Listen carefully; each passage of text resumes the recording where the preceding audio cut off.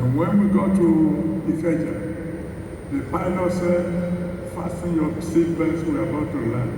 And I looked out of the window and I saw Mushi. So, and that was where I was living then. I said, oh God, back to prison. That's a very poor illustration. When you compare the best you can think of here in the world to what heaven has to offer, compare Mushi to Tulsa. But the problem why many of us are not eager, that we don't want to talk about the life over there, is because we don't even know where exactly, which will bring me to one. You know, in the olden days, the comedians, the people who call comedians today, were called jesters or fools. In kings, you have somebody that you will call a jester, who always behave like a fool to make the king laugh. So there is this king who had a fool, very, very funny fellow. And so the king said, I don't think there can be any bigger fool than my own jester. So he got a golden rock, gave it to the jester. I said, go over to find a bigger fool than yours, give me rock. And then the jester went everywhere. When he comes to you, he said, are you a bigger fool than myself? And of course the answer is, no, I'm not a fool.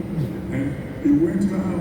After about 3 years, they sent a message to him, the king is dying, you better come back home. So he came back, and the king saw him, my fool, you're welcome. Have you found a bigger fool than yourself? He said, not yet, sir. He said, well, I'm going on a journey of no return. And the jester says, must you go? He said, I have to go. I have no choice. Have you been there before? No. Do you know the way there? No. Have you somebody lead you there? No. What preparations have you made for this journey? He said, no. He said, Your Majesty, you are the bigger fool I've been looking for. Save your golden rock. There are many of us, we know whether we like it or not, we are going to leave this world. We have never been to heaven before. The only way, the only person who can take us there, we have not surrendered our life to Him.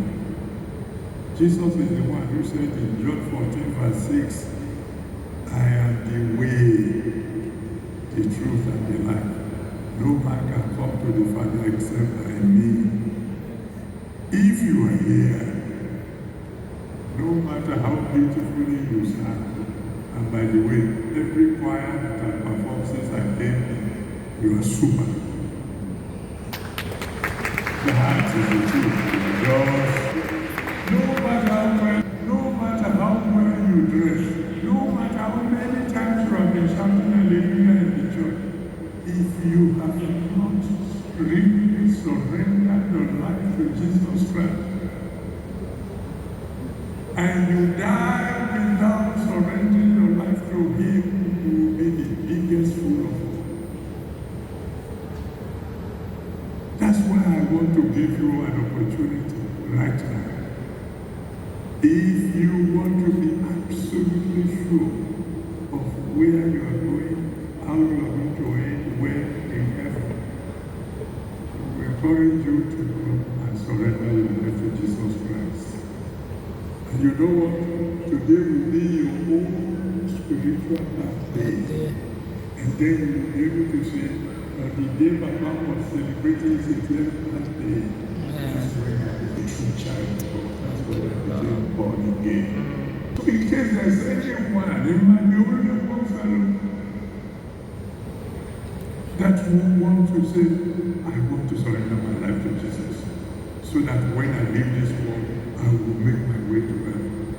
I will encourage that fellow, even as I count from 1 to 4, to please come and stand before the altar here, and let me pray with you, and the Lord will save you soon, and your journey to heaven will begin. I'm counting now. 1.